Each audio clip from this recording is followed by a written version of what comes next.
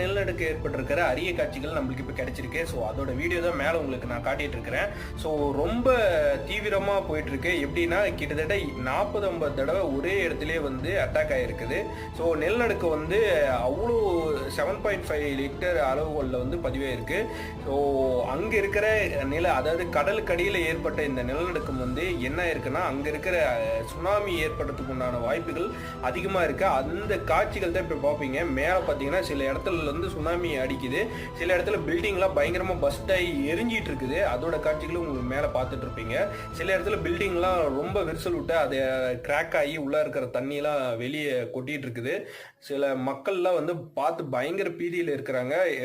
எப்படி என்ன சொல்கிறது, எப்படி இந்த இடத்துலேருந்து தப்பிக்கிறதுன்ற கூட சொல்ல முடியாத அளவுக்கு இருக்குது. ஏன்னா அவங்களோட வாழ்வாதாரமே கெடக்கூடிய சூழ்நிலையில் இருக்கிறதுனால நம்மளுக்கும் அது பார்க்குறப்ப ரொம்ப இதாக இருக்குது. ஸோ நீங்கள் என்ன நினைக்கிறீங்கன்னு கமெண்ட்ல